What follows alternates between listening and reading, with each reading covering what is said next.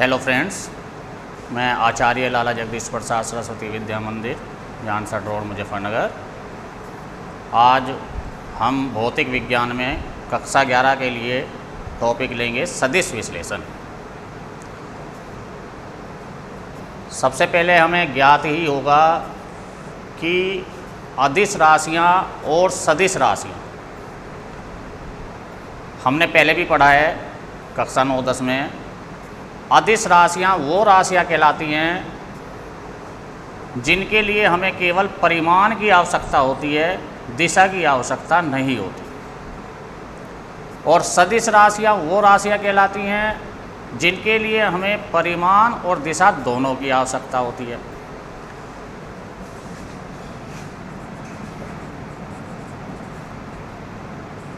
अदिश राशियाँ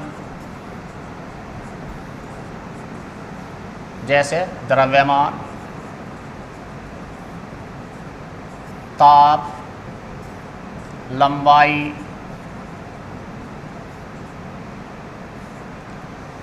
अनेकों राशियां हैं जो अदिश राशियां हैं। इनके लिए हमें केवल परिमाण की आवश्यकता होती है। इंग्लिश में इन्हें कहते हैं स्केलर क्वांटिटी। दूसरी राशियां होती हैं सदिश राशियां।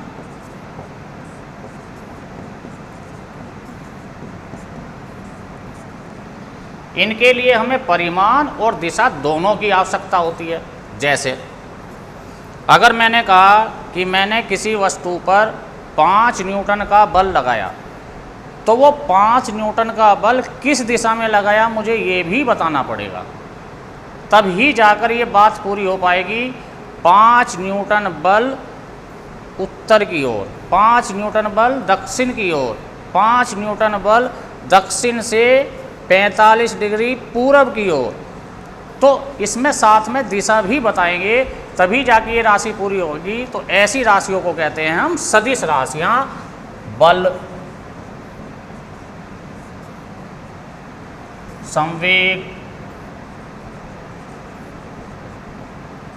वेग, विस्थापन, ऐसी बहुत सारी राशियां हैं जो सदिश राशियां हैं। इन सदिश राशियों को ही हम इंग्लिश में कहते हैं वेक्टर क्वांटिटीज। क्या कहते हैं? Vector quantities. इन वेक्टर्स के बारे में ही हमें कुछ पढ़ना है आज, वेक्टर्स के बारे में ही जानकारी करनी है। अब जरा एक बात ध्यान दें कि कुछ राशियां आपको ऐसी लग रही होंगी कि उन राशियों में दिशा होती है, लेकिन होती हैं वे अदिश राशियां। जैसे वैद्युत धारा,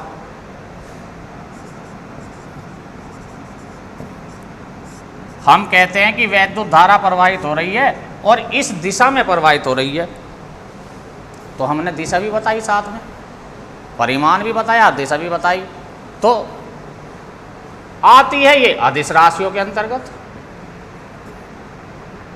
तो फिर ऐसा क्यों है? आप कहेंगे जी ये तो परिमाण और दिशा दोनों है, तो सदिश राशि में आनी चाहिए थी, लेकिन आई है ये अदिश राशि में।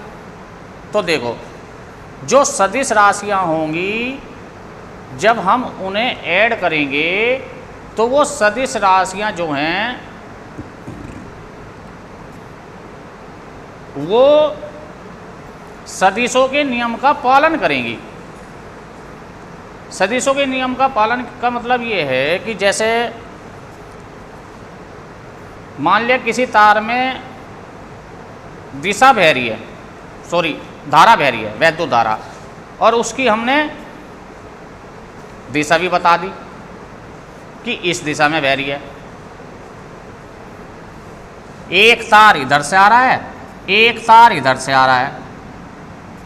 इस तार में धारा आ रही है 2 एम्पियर, इस तार में धारा आ रही है 3 एम्पियर, और अब तार इधर को चला गया, तो इस तार में जो कुल धारा मिलके जाएगी वो कितनी जाएगी? 5 एम्पियर। लेकिन अगर यही तार मैं अब ऐसे कर दूं, ये तार ऐसे कर दूं और ये, तो इसमें धारा आ रही है 2 एम्पियर, इसमें धारा आ रही है 3 एम्पियर, इस तार में अब भी धारा कितनी जाएगी? 5 एम्पियर। तो कहने का मतलब इन दोनों तारों की दिशा बदल देने पर इस 5 एम्पीयर पे तो कोई प्रभाव नहीं पड़ा। अब भी केवल क्या जुड़े इनके? परिमाण। तो जुड़े हैं केवल परिमाण, तो परिमाण जुड़ने से इनकी दिशाओं का कोई फर्क नहीं पड़ा, इसीलिए ये कैसी राशि है? अदिश राशि है। केवल क्या जुड़े हैं इनके? परिमाण। इसी तरह हम दाब की बात करते हैं। दाब, अब किसी वस्तु पर दाब डाला, तो जब दाब डालेंगे, अब दाब ऊपर से डाला, दाब नीचे से डाला, दाब इधर से डाला या दाब इधर से डाला, तो दाब भी हम दिशा बताएंगे किधर से डाला। लेकिन दाब फिर भी कैसी राशि है? अदिश राशि है।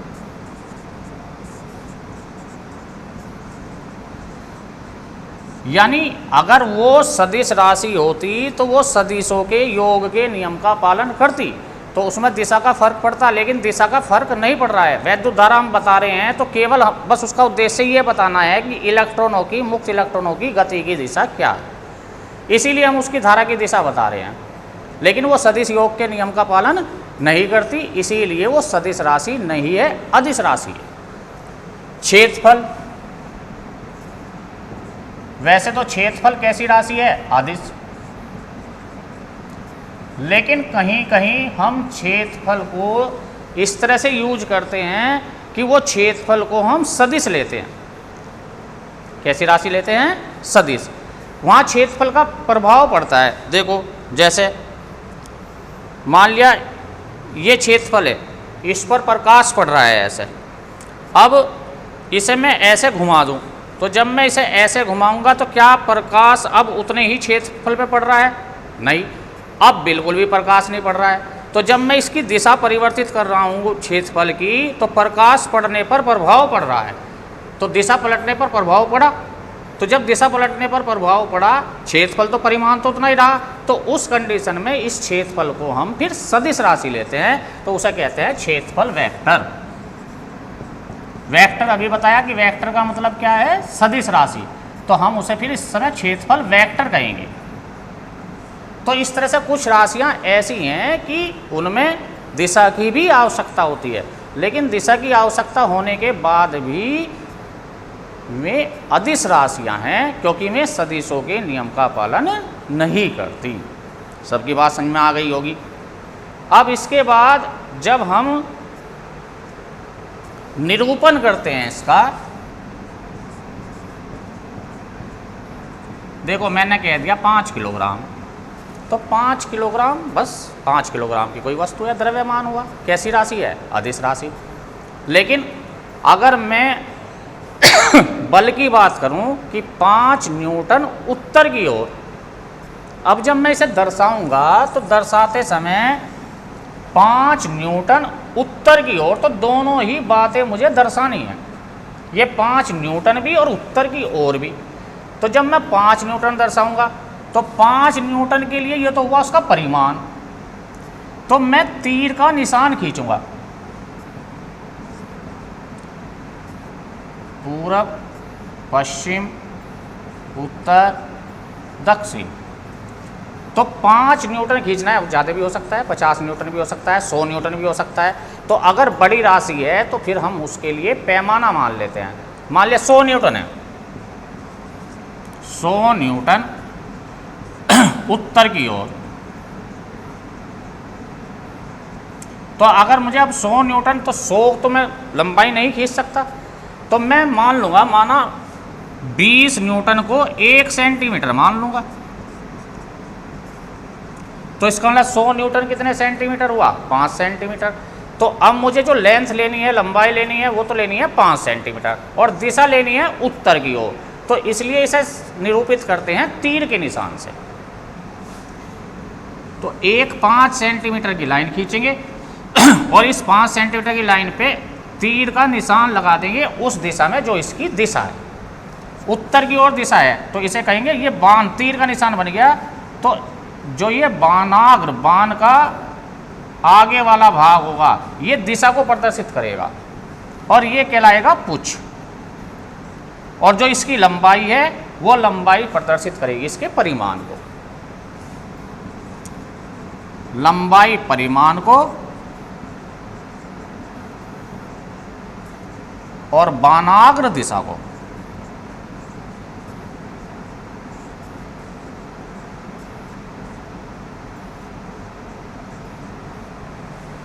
अब मान लिया हमसे कहा, यही कहा कि 100 न्यूटन उत्तर से 30 डिग्री पूरब की ओर, तो मैं क्या करूंगा, इस उत्तर से 30 डिग्री पे लाइन लूंगा और एक लाइन ऐसे खींच दूंगा, तीर का निशान इधर को। तो इसका मतलब ये उत्तर से कितने डिग्री, 30 डिग्री पूरब की ओर आ गया। लंबाई उसी हिसाब से लूंगा, 100 न्यूटन, तो 20 न्यूटन को 1 सेंटीमीटर मान लूंगा, तो ये हो गया 5 सेंटीमीटर की लाइन खींचेगी, लेकिन रिप्रेजेंट किसको करेगी, ये 100 न्यूटन को।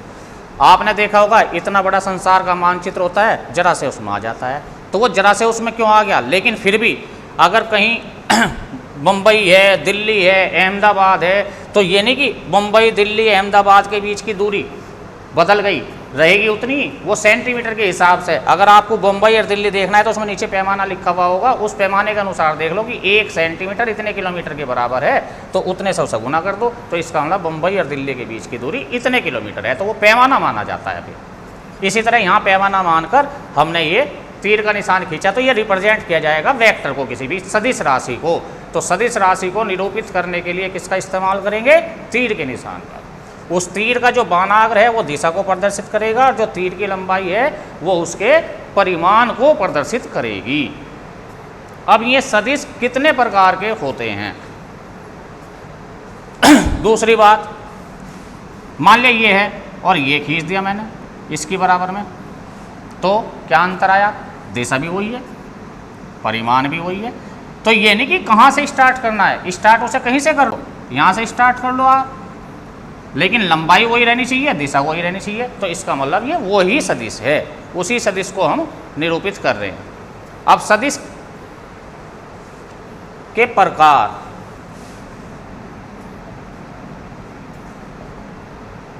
पहला होता है समांतर सदिश।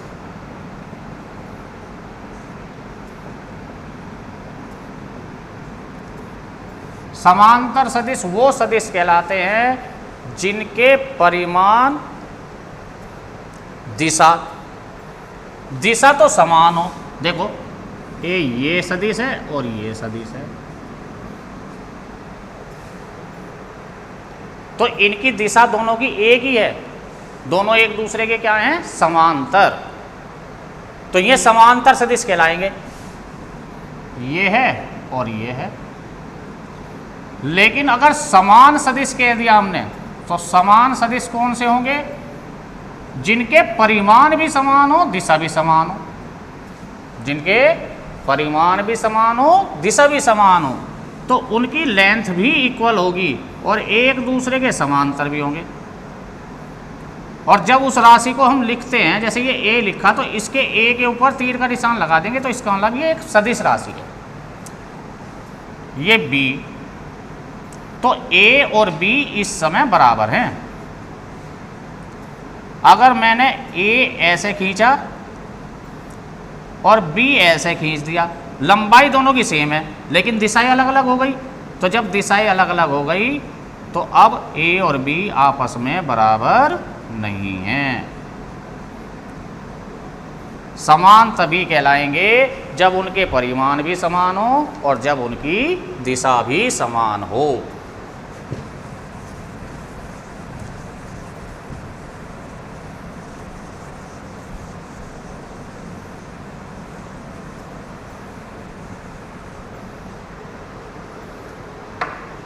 सदिश राशि जैसे ये है, तो इसे पढ़ेंगे ए वेक्टर, ए सदिश। अगर खाली ए लिख दिया तो यो इस ए वेक्टर का परिमाण है, या ए वेक्टर और इसके आगे लगा दिया मोड़। तो अगर मोड़ लगा के लिखेंगे तो तब भी हम किसकी बात कर रहे हैं, इसके परिमाण की। समान सदिश हो गए, समांतर सदिश हो गए। अब आते हैं विपरीत सदिश।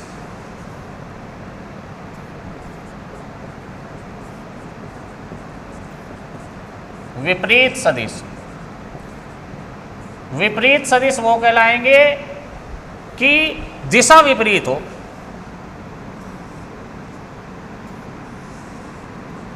परिमाण समान हो। ऐसे भी बना सकते हैं,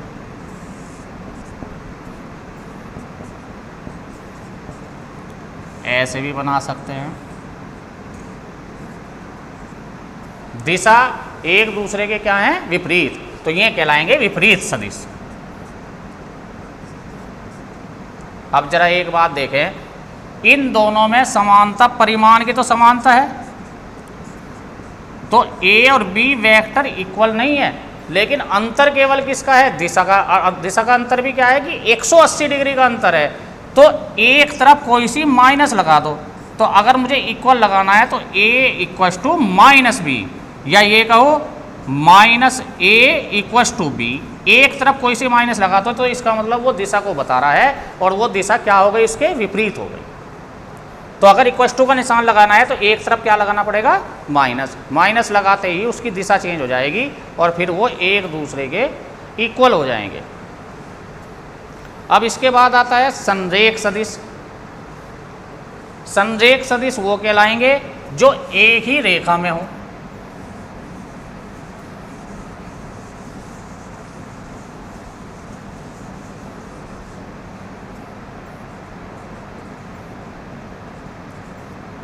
संरेख सदिश जो एक ही रेखा में हो।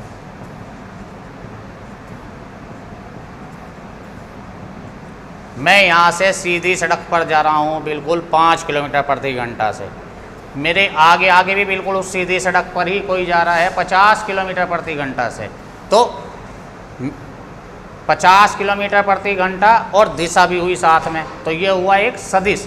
5 किलोमीटर प्रति घंटा और दिशा भी हुई साथ में, हम उत्तर की ओर जा रहे हैं दोनों, तो ये भी क्या हुआ? सदिश।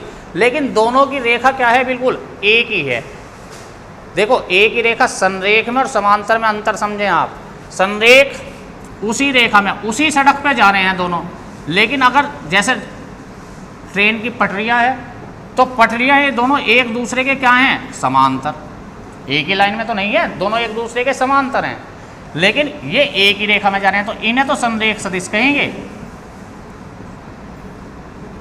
परंतु ये संरेख सदिश नहीं है।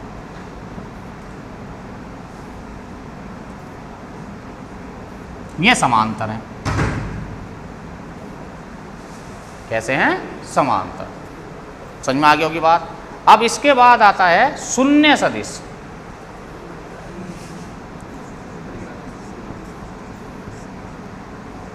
शून्य सदिश, शून्य सदिश वो सदिश होता है जिसमें केवल परिमाण तो होता है, जिसमें परिमाण शून्य होता है, और जब परिमाण शून्य होगा तो दिशा भी कोई नहीं होगी। तो दिशा भी कोई नहीं होगी तो फिर आप कहने लगे शून्य सदिश की जरूरत क्या पड़ी? अब सुने, मैं यहाँ से 5 मीटर उत्तर की ओर गया और फिर 5 मीटर वहाँ से दक्षिण की ओर आया, तो मैं 5 मीटर गया और फिर मैं 5 मीटर दक्षिण की ओर ही वापस आया, तो अब मैं कहाँ हूँ? जहाँ से चला था मैं वहीं वापस आ गया, तो परिणामी क्या हुआ? शून्य। लेकिन जब दो वेक्टरों का परिणामी देखेंगे तो वो वेक्टर ही आएगा, तो अब इसे शून्य को मैं अदिश कहूँ सदिश, तो ये शून्य अब अदिश नहीं होगा, ये शून्य क्या होगा? सदिश। यानी अब मेरा जो परिणामी है ये 5 मीटर उत्तर की ओर ये विस्थापन हुआ, ये 5 मीटर दक्षिण की ओर ये भी क्या हुआ? विस्थापन हुआ, और इन दोनों का जो परिणामी बैठा वो बैठा शून्य, तो वो कहलाएगा शून्य सदिश। ठीक, इसीलिए शून्य सदिश की जरूरत होती है। एक होते हैं समतलीय सदिश।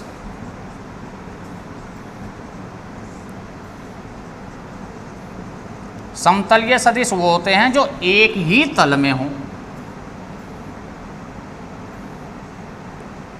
एक ही तल में हो, वो समतलीय सदिश कहलाते हैं। देखो, मैंने एक सदिश खींचा ये बोर्ड पर, दूसरा सदिश भी खींचा बोर्ड पर, लेकिन ध्यान दें, अब मैंने जो ये तीसरा सदिश है, ये एक मैंने तीसरा ये ऐसे ले लिया, तो ये दोनों तो बोर्ड पर है, लेकिन ये तो बोर्ड से अलग दिशा में है, तो ये तीनों समतलीय नहीं हैं, इनके तीनों के तल समान नहीं हैं, ये तीनों एक ही तल को टच नहीं कर रही हैं, तो ये समतलीय सदिश नहीं कहलाएंगे। समतलीय सदिश वे कहलाएंगे जो सारे एक ही तल में हों।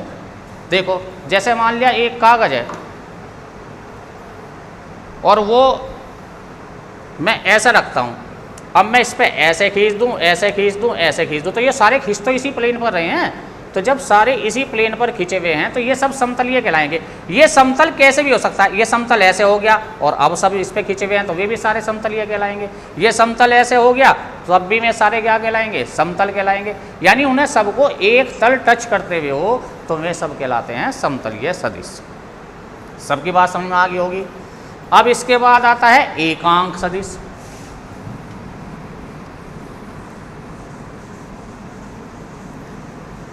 एकांक सदिश यूनिट वेक्टर, इसका बहुत ज्यादा प्रयोग होता है।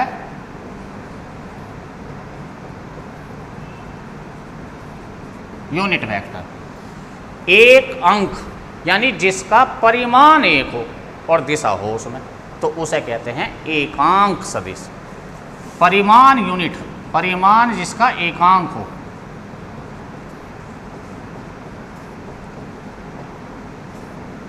एक मीटर पूरब की ओर, यो एकांक सदिश है क्योंकि इसका परिमाण कितना है, एक। ठीक है, अब देखो ये ए वेक्टर है, इस वेक्टर में दो बातें शामिल हैं, परिमाण भी और दिशा भी। अब अगर मुझे इसका परिमाण एक बनाना है तो मैं इसके परिमाण से इसे भाग कर दूं। तो अगर मैं ए वेक्टर को इसके परिमाण से भाग कर देता हूं तो परिमाण से भाग करने पर मान लिया ये था कि 5 मीटर पूर्व की ओर, तो ये परिमाण भी है दिशा भी है, तो ये सदिश राशि है और मैं इसे भाग कर देता हूं 5 से, तो क्या आया, 1 मीटर पूर्व की ओर। तो अब परिमाण तो एक आ गया ना, तो जब परिमाण एक आ गया तो अब ये कैसा वेक्टर बन गया, यूनिट वेक्टर, एकांक वेक्टर।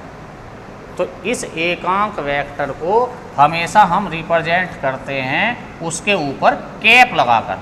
तो ए के ऊपर ये कैप लगा देंगे, तो जिसके ऊपर कैप लगी हुई है इसका मतलब वो एकांक सदिश है। कैसा सदिश है, एकांक सदिश। और एकांक सदिश कहते ही हमारे दिमाग में आ जाना चाहिए कि उसका परिमाण एक है, बस वो तो केवल किसको रिप्रेजेंट कर रहा है, दिशा को। किसको रिप्रेजेंट कर रहा है, दिशा को, वो एकांक सदिश है। तो जैसे हमारे पास 3 अक्षें होती हैं, एक्स अक्ष, वाई अक्ष, जेड अक्ष, तो इनके अनुदिश जो हम एकांक वेक्टर लेते हैं तो वो लेते हैं आई जे के। एक्स अक्ष के अनुदिश लेते हैं आई, वाई अक्ष के अनुदिश लेते हैं जे और जेड अक्ष के अनुदिश लेते हैं के। ये बिंदी नहीं है एकांक सदिश के लिए, क्योंकि बिंदी तो हमेशा आई के और जे के ऊपर लगती है, के ऊपर नहीं लगती। एकांक सदिश को लिखने के लिए तो बस केवल कैप लगाएंगे। क्या लगाएंगे, केवल कैप। अब देखो सुनो जरा ध्यान से, अगर मैंने लिख दिया 5 आई तो इसका क्या मतलब है, इसका मतलब है 5 तो परिमाण है और दिशा एक्स अक्ष है, क्योंकि आई एक्स अक्ष की दिशा में एकांक वेक्टर होता है। तो 5 आई का मतलब आई लगते ही ये दिशा को रिप्रेजेंट कर रहा है बस, तो इसका मतलब दिशा एक्स अक्ष है और 5 परिमाण है। मैंने लिखा -5 आई या -5 जे, तो -5 जे कहते ही हमारे दिमाग में क्या आएगा कि परिमाण तो 5 है और दिशा है, जे किसकी तरफ को होता है, वाई अक्ष की, लेकिन साथ में लग रहा है माइनस। तो माइनस लगने का मतलब ये है कि विपरीत कर दो, तो दिशा है ऋण वाई अक्ष। क्या है, ऋण यानी निगेटिव वाई अक्ष, यानी माइनस वाई अक्ष, और परिमाण कितना है, 5। ये इन बातों को रिप्रेजेंट कर रहा है। तो यूनिट का ये फायदा है कि यूनिट जो वेक्टर हम लगाते हैं किसी के साथ वो किसको रिप्रेजेंट करता है, दिशा को। खाली मैंने आई लिख दिया, खाली के लिख दिया, तो के का मतलब क्या दिमाग में आएगा, कि परिमाण 1 है, अब कुछ नहीं लिखा साथ में, तो परिमाण कितना है 1 और दिशा क्या है जेड अक्ष। माइनस साथ में लग गया तो वो दिशा विपरीत हो जाएगी, दिशा क्या हो जाएगी विपरीत। अब इसके बाद हम वेक्टरों को जोड़ेंगे, 2 वेक्टरों का भी जोड़ है, 2 से ज़्यादा वेक्टरों का भी जोड़ है। अगर हम किसी की स्थिति दर्शाएं, किसी सदिश की स्थिति,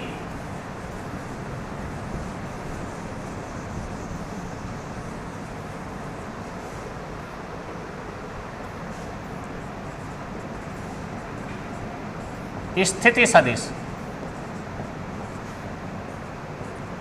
भाई देखो यहाँ कोई बिंदु है और अब मुझे इस बिंदु की स्थिति बतानी है कि ये बिंदु कहाँ है।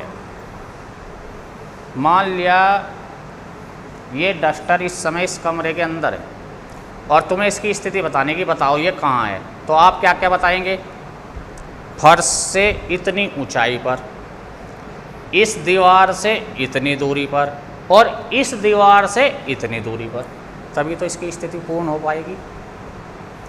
अगर मैं इसे इसकी बिल्कुल इतनी ऊंचाई पर यहाँ लाता हूँ बराबर में, तो अब केवल क्या बदला, पृथ्वी से ऊंचाई उतनी रही, इस दीवार से दूरी उतनी रही, लेकिन इस दीवार से दूरी बदल गई तो स्थिति वही तो नहीं रही, स्थिति चेंज हो गई। तो स्थिति बताने के लिए, इसकी स्थिति बताने के लिए मुझे 3 बातें बतानी पड़ी कि इस तल से दूरी कितनी, फर्श से दूरी कितनी और इस तल से दूरी कितनी है, इस दीवार से कितनी दूरी है। इसी तरह अगर कोई बिंदु फर्श पर है या कोई बिंदु इस दीवार पर है तो उसकी मुझे उस लाइन से और इस लाइन से, दोनों से दूरी बतानी पड़ेगी। तो ऐसे ही जैसे इस बिंदु की स्थिति है और मैं इसे ऐसे मिला देता हूँ, तो मुझे क्या बताना पड़ेगा, ये बिंदु एक्स अक्ष से इतनी दूर है और वाई अक्ष से इतनी दूर है। क्या, एक्स अक्ष से इतनी दूर है और वाई अक्ष से इतनी दूर है। तो उस स्थिति सदिश को फिर रिप्रेजेंट करते हैं हम आर से, आर वेक्टर। तो ये आर वेक्टर स्थिति सदिश को रिप्रेजेंट करेगा, मूल बिंदु के सापेक्ष उस बिंदु की स्थिति को प्रदर्शित करने वाला सदिश। क्या, मूल बिंदु के सापेक्ष उस बिंदु की स्थिति को प्रदर्शित करने वाला जो सदिश है वो उस बिंदु का स्थिति सदिश कहलाता है। अब ये स्थिति सदिश जब R बनेगा तो x से मान लिया ये 3 दूर है, तो मान लिया ऐसे लिख दो तुम्हें 3i प्लस 5j, यानी यहाँ से यहाँ तक मैं चला कितनी दूरी 3 और फिर यहाँ से यहाँ तक कितनी दूरी चला 5, तो 3i x अक्ष की दिशा में i हो गया, तो 3 तो x अक्ष की दिशा में और 5 फिर y अक्ष की दिशा में। तो ये 3i जमा 5j यो इस बिंदु का स्थिति सदिश कहलाएगा। क्या कहलाएगा, स्थिति सदिश। अब आता है सदिशों का योग।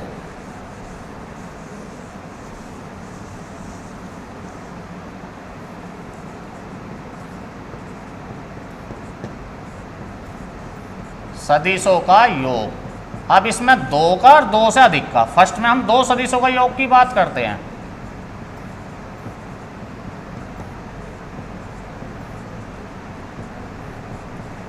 अब 2 सदिशों के योग की भी 2 विधियां हैं, एक त्रिभुज विधि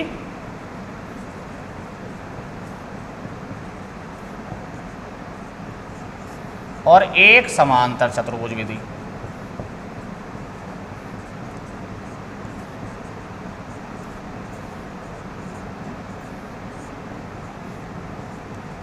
देखो सदिश योग और जो हम स्केलर का योग करेंगे वो अदिश योग, क्या अंतर है दोनों में। भाई मैंने कहा एक वस्तु लाया मैं खरीद के 3 किलोग्राम की, दूसरी वस्तु में खरीद के लाया 5 किलोग्राम की, दोनों का वजन कितना हुआ 8 किलोग्राम। दिशा का तो कोई अंतर नहीं है, बस 3 किलोग्राम 3 ही रहेगा, 5 किलोग्राम 5 ही रहेगा, तो दिशा का कोई फर्क नहीं पड़ा, उसमें दिशा है ही नहीं, तो 8 किलोग्राम ही रहेगा हमेशा दोनों का मिला के वजन, तो दोनों का जोड़ हो गया 8। लेकिन अगर आप सदिश राशियों की बात करें तो सदिश राशियों की बात करते समय मान लिया एक वस्तु पे बल लगाया मैंने, देखो ध्यान से समझना, इस वस्तु पे एक बल लगाया 3 न्यूटन ऐसे ऊपर से नीचे को, और 5 न्यूटन का बल लगाया इसी वस्तु पे नीचे से ऊपर को, तो ऊपर से 3 लग रहा है, नीचे से 5 लग रहा है, तो ये वस्तु अब किधर को चलेगी? 5 वाले की दिशा में चल जाएगी, और ऊपर को चलेगी कितने न्यूटन से? 3 में से 5, 3 इधर से है 5 इधर से है, तो 5 में से 3 घटाना पड़ेगा आपको, तो यानी 2 न्यूटन से ये ऊपर को जाएगी। अब दूसरी बार देखो, वस्तु यही है, लेकिन अब की बार दोनों बल मैं नीचे से ही लगा रहा हूँ, 5 न्यूटन भी और 3 न्यूटन भी, तो अब जो ये चलेगी क्या अब 2 न्यूटन से ही चलेगी? नहीं, अब ये चलेगी 8 न्यूटन से। चल रही ऊपर को ही है, लेकिन अब परिणामी दोनों का क्या बैठा? 8, जबकि बल तो दोनों 5 न्यूटन और 3 न्यूटन ही थे, लेकिन अब परिणामी 8 न्यूटन हुआ, जब परिणामी कितना था? 2 न्यूटन। तीसरी स्थिति देखें, 5 न्यूटन मैं इधर से लगा रहा हूँ और 3 न्यूटन इधर से लगा रहा हूँ, तो अब ना तो ये इधर को जाएगी और न ही ये इधर को जाएगी, अब दोनों के परिणामी के कारण इधर को जाएगी, तो अब इसकी दिशा ही पलट गई और परिमाण भी पलट जाएगा, कितने न्यूटन से जाएगी। तो इसलिए सदिश राशियों में इस बात का अंतर पड़ता है कि उनकी दिशाएं क्या हैं, उनकी दिशाएं क्या हैं, तो जो उनकी दिशाएं होंगी उसी के अकॉर्डिंग उनका परिमाण भी आएगा और उसी के अकॉर्डिंग उनकी दिशा भी आएगी। तो इन्हें सदिशों को जोड़ने के लिए क्या करते हैं? सबसे पहले त्रिभुज विधि। तो त्रिभुज विधि में एक वेक्टर खींचेंगे, जो भी दे रखा होगा, जिस दिशा में भी दे रखा होगा। भाई मान लिया हमें 2 वेक्टर दे रखे, ये और हमें कहा है इनका परिणामी बताओ, इनका योग बताओ कितना होगा। तो योग बताने का मतलब मुझे परिमाण भी बताना है, दिशा भी बतानी है। तो पहले मैं एक वेक्टर खींच लूँगा, ये एक खींच लिया मैंने, जितनी इसकी लंबाई है उतनी लंबाई खींची और बिल्कुल इसके समांतर खींचाई, दिशा वही ली। अब मैं क्या करूँगा? इसके बाद इसके शीर्ष से ये बी वेक्टर खींचूंगा बिल्कुल इसी के समांतर।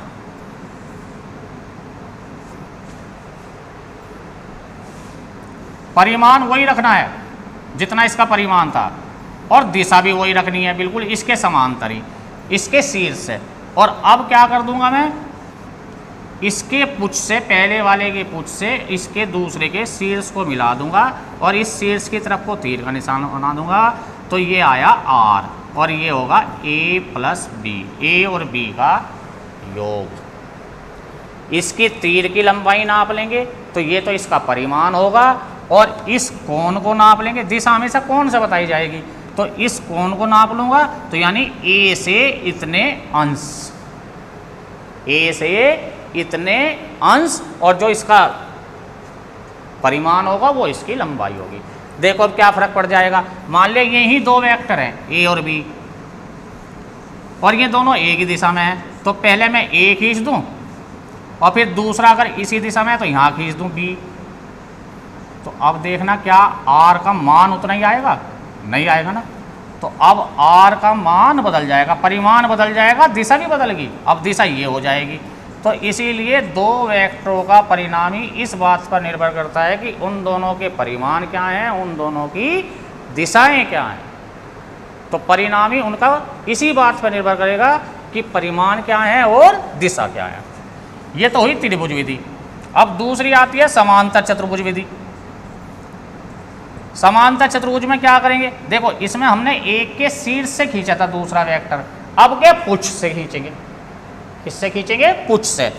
एक वेक्टर खींचा ए और इसके पुच्छ से वो दूसरा वेक्टर जितनी भी उसकी लंबाई थी वो खींचा हमने बी, और अब इसे समांतर चतुर्भुज को पूरा कर दिया ऐसे, इसके समांतर ये और इसके समांतर ये। और अब समांतर चतुर्भुज पूरा करने के बाद ये जो बीच वाला डायगोनल है दोनों के, ये वाला विकर्ण, इसे खींच दिए आप, तो ये ही आर होगा, दोनों का परिणामी ए प्लस बी। आप देख लो यहाँ वाला ये आर और ये आर दोनों एक ही आएंगे, विधि कोई सी भी अपना लो, परिमाण तो वही आना है, उत्तर तो वही आना है। तो इस समय परिमाण वही जो इसकी लंबाई आएगी, और इसे कौन को नाप दो तो ये ए से दिशा आ जाएगी, और इसे नाप दो तो ये बी से दिशा आ जाएगी। ठीक है, ये हुआ 2 वेक्टरों का योग। और अगर 2 से ज़्यादा का वेक्टरों का योग करना है तो वो कहलाती है फिर बहुभुज विधि। कौन सी विधि? बहुभुज विधि। इस बहुभुज विधि में मान लिया हमें कुछ भी वेक्टर दे रखे हैं 5 4, किसी भी दिशा में दे रखे हैं अलग अलग, और ये कहा भाई इन सब का परिणाम ही बताओ, इसके ही फल लग रहे, मैं इधर से लगा रहा, दूसरा इधर से लगा रहा है, तीसरा इधर से लगा रहा है, कोई खड़ा है उसे पकड़ के एक इधर को खींच रहा है, एक इधर को खींच रहा है, एक उधर को खींच रहा है, एक उधर को खींच रहा है, तो वो किधर को जाएगा जिसे खींचा जा रहा है, तो वो सारों के परिणाम ही के कारण जाएगा। अब किधर को जाएगा, तो मान लीजिए अलग अलग वेक्टर दे रखे हैं ए बी सी डी, पहले ए खींचा मान लिया मैंने, फिर इसके शीर्ष से बी, फिर इसके शीर्ष से सी, और फिर इसके शीर्ष से डी, और अब जहाँ से शुरू हुए थे जहाँ पहुँच गए लास्ट में इन्हें आपस में क्या कर दो, मिला दो, तो यही परिणाम ही आएगा सबका, R equals to A plus B plus C plus D. तो ये बना बहुभुज, इसीलिए ऐसा नाम दिया बहुभुज विधि। कौन सी विधि, बहुभुज विधि। लेकिन इस विधि में इस बात का कोई फर्क नहीं पड़ता कि क्रम क्या है। मान लिया देखो मैं सबसे पहले बी खींचता हूं, फिर मैं डी खींचता हूं, फिर मैं ए खींचता हूं, और फिर मैं सी खींचता हूं। उल्टे सीधे किसी भी क्रम में खींच लो, और अब तुम इसे मिलाओगे तो अब भी परिणाम ही यही आएगा आर, कोई फर्क नहीं पड़ने का। तो इसीलिए ये सहाचर्य नियम का पालन करता है। किसका पालन करता है, सहाचर्य नियम का, यानी किसी क्रम में जोड़ लो पहले कोई सा, लेकिन बस ध्यान रखना है कि परिमाण वही होना चाहिए, दिशा वही होनी चाहिए। तो ये दो से अधिक वेक्टरों का योग है और यो कहलाएगी बहुभुज विधि। अब बस इसके बाद हम लास्ट में देखते हैं कि घटाना, दो वेक्टरों को कैसे घटाएंगे।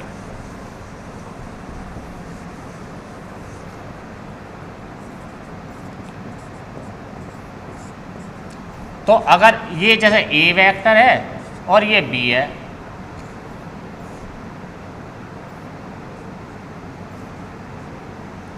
और मुझे a माइनस बी ज्ञात करना है, a में से b घटाना है, तो पहले तो a खींचो भाई आप, वही लेंथ रहनी चाहिए, वही डायरेक्शन रहनी चाहिए।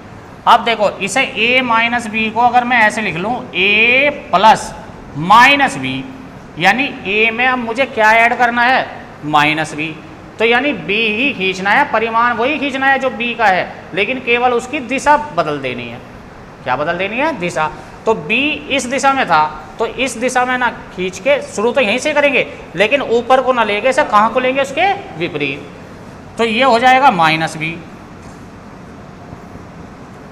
और अब इसे मिला देंगे हम आपस में, तो ये जो r आया ये r इक्वस टू आया a माइनस बी।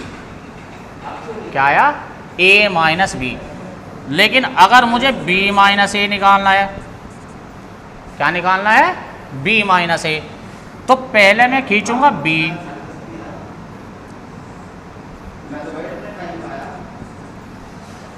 क्या खींचूंगा, b, तो b खींच के इसके बाद माइनस ए, भाई इसे मैं क्या लिख सकता हूं, b प्लस माइनस ए। अब मुझे a खींचना है लेकिन दिशा पलट देनी है उसकी, खींचूंगा इसके तीर से ही a,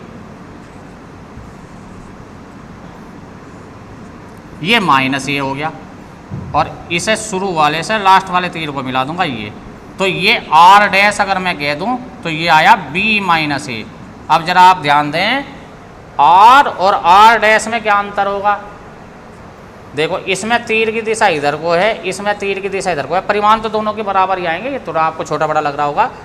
तो r और r डैश परिमाण तो दोनों के समान होंगे, लेकिन दिशा तो समान नहीं है। तो क्या ये दोनों इक्वल हैं, नहीं, ये दोनों इक्वल नहीं है, r not equals to r dash. लेकिन अगर मुझे इक्वस टू लगाना है तो मुझे साथ में एक तरफ माइनस लगाना होगा, चाहे इधर माइनस लगाओ चाहे इधर, ये माइनस ये रिप्रेजेंट कर रहा है कि दोनों की दिशा एक दूसरे के विपरीत है, परिमाण दोनों के समान। तो आज हमने क्या देखा कि वेक्टर किसे कहते हैं, वेक्टर को निरूपित कैसे करते हैं, वेक्टर कितने प्रकार के होते हैं, वेक्टरों को हम जोड़ कैसे सकते हैं और वेक्टरों को हम घटा सकते हैं। सबकी समझ में आशा है कि आ गया होगा। धन्यवाद, बहुत बहुत थैंक यू।